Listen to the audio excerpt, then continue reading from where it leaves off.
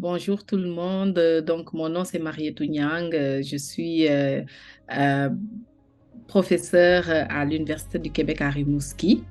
Je suis aussi chercheuse autonome dans le cadre où je travaille dans le projet Action Dialogue.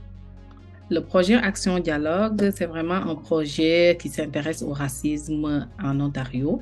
Donc, j'ai été approchée par Edwige Junghomme, qui est la présidente de PAGE. Et dans le cadre de ce projet, il y a vraiment des actions qui sont menées auprès des acteurs qui s'intéressent ou des acteurs de la communauté, je vais les appeler, des acteurs noirs, des organisations, des acteurs, des citoyens qui s'intéressent à la question du racisme. Et aussi, le but, c'est de créer un outil qui va permettre aux personnes, que ce soit aux communautés, que ce soit aux jeunes, de pouvoir faire face au racisme qu'elles vivent ou qu'ils vivent au quotidien, donc dans différents milieux et systèmes.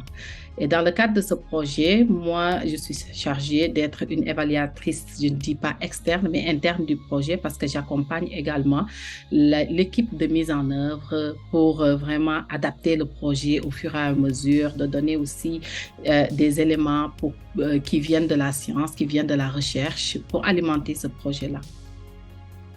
Le résultat, normalement, c'est de créer vraiment je ne dirais pas un outil, mais des outils destinés peut-être aux jeunes noirs, mais aussi aux familles, destinés à la communauté en général. En ce moment, c'est en développement, c'est pas encore sur place, mais c'est envisagé que ça s'intéresse aussi à la question du racisme dans le système de santé, dans le système des services sociaux, mais également dans le système éducatif et judiciaire. Et tout est développé en interrelation et en collaboration avec la communauté. Donc, tout sera décidé d'ici la fin du projet, mais c'est en construction, en co-construction, je dirais. Moi, personnellement, je ne participe pas au groupe Focus, mais je participe notamment au comité aviseur. Dans ce comité-là, avec d'autres personnes, d'autres acteurs et actrices de la communauté qui sont dans des organisations, on parle des projets, on parle vraiment des actions à mener. Et en tant qu'évaluatrice de ce projet-là, je donne, comme je dis, des points pour améliorer certaines choses en me situant vraiment dans le domaine de la recherche. Les groupes Focus, ça a été déjà fait par l'équipe de mise en œuvre et ça a été fait avec différents acteurs et actrices de la communauté, des jeunes, des adultes, des parents qui s'intéressent vraiment à ces questions, mais de la communauté noire parce que c'est important. C'est un projet qui donne la parole à la communauté noire pour que cette communauté puisse elle-même agir, puisse aussi amorcer un dialogue sur un sujet qui est très difficile, qui est le racisme. Donc, c'est aussi dans ces focus groups, c'est pas juste d'aller recueillir la parole de ces personnes, mais aussi d'aider à la réflexion. C'est-à-dire que les gens réfléchissent ensemble pour parler d'un sujet qui n'est pas commun, d'un sujet qu'on ne parle pas au quotidien. Et donc, ce sont des espaces que je vais appeler des espaces sécuritaires où les gens peuvent venir entendre d'autres personnes qui les ressemblent, d'autres personnes qui ont vécu des mêmes expériences, mais aussi, ce sont des gens qui sont là dans ces focus groups pour proposer, c'est-à-dire pour dire qu'est-ce qu'il y a à faire dans l'avenir. Dans mon expérience, en fait, moi, je me suis intéressée à ce projet-là précisément parce que je suis une femme immigrante noire, donc plein d'intersections aussi. Donc, j'ai eu à vivre du racisme au Canada. Et en tant que femme, mère aussi de jeunes filles noires, pour moi, être dans ce projet, c'est aussi du militantisme. C'est vraiment agir pour que mes filles ne vivent pas ce que j'ai eu à vivre et aussi proposer des solutions dans l'entraide communautaire, mais également dans le domaine de la recherche dans laquelle j'évolue. Je me suis toujours posé des questions et réfléchir sur cette question du racisme systémique.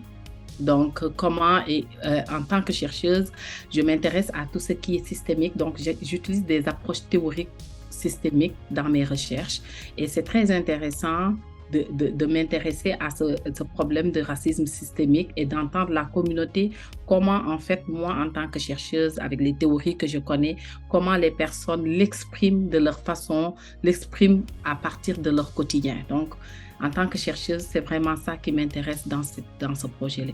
Mais de façon personnelle, je suis vraiment impliquée d'une autre façon. Quand on parle de racisme systémique, c'est un racisme qu'on va voir dans plusieurs systèmes, c'est-à-dire c'est un racisme que je vais parler, souvent on parle de racisme institutionnel aussi, donc on va trouver partout, en fait dans tous les systèmes. Mais aussi, c'est un racisme, pas dans tous les systèmes, mais aussi qui suit la personne dans toute son évolution. Donc, que tu sois même pas né, avant que tu sois né d'une mère noire, tu vis ou bien tu as ce racisme, ce poids du racisme sur toi, notamment à travers l'histoire coloniale des Noirs, à travers aujourd'hui ce que les Noirs vivent comme oppression économique, mais aussi comme oppression sociale, mais aussi dans tous les systèmes. Et ce qui ressort de ce projet-là, c'est ça, c'est que les personnes nous disent dans ces focus group que dans tous les systèmes, on rencontre ce racisme-là. C'est-à-dire, il y a des non-dits, il y a des choses qui sont là, qui font que souvent les Noirs se sentent pas valorisés, mais aussi vivent des oppressions quotidiennes. Ça peut aller vraiment au niveau de la violence verbale, de la violence physique. Ça peut être d'autres types de violences qu'on va appeler vraiment des violences institutionnelles, où c'est vraiment le système éducatif, par exemple, qui fait en sorte que les personnes noires ou les jeunes noirs ne puissent pas s'en sortir comme les autres.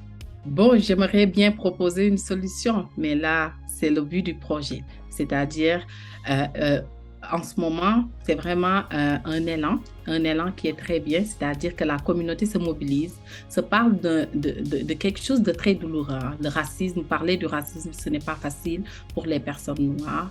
Et pour beaucoup de personnes, c'est comme leur première réflexion dans ces focus group. C'est la première fois que ces personnes osent en parler ou osent réfléchir sur des choses qu'elles ont vécues au quotidien ou dans leur milieu d'emploi ou dans l'école de leurs enfants. Donc, plein de choses c'est là, en fait, que ça commence. Ça commence et j'espère bien, d'ici la fin du projet, et j'espère que d'autres projets aussi seront financés ou seront mis en place par la communauté, qui vont essayer, en fait, de proposer des solutions qui viennent de tout le monde, des solutions qui parlent à tout le monde et des solutions qui viennent de nous et pas des autres.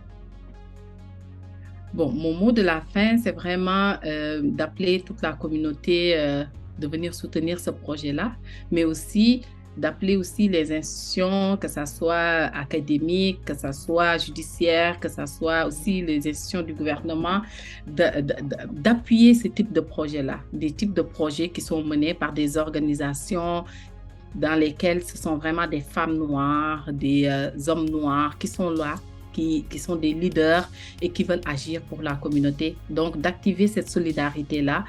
Et aujourd'hui, on peut se dire que la communauté noire de l'Ontario est quand même debout, pas pour la violence, debout pas pour d'autres choses, mais debout pour contribuer. Et on contribue toujours, mais pour faire valoir et pour faire montrer qu'on contribue. Et on veut vraiment que cette communauté soit reconnue et leur contribution dans la société canadienne soit reconnue aussi à sa juste valeur.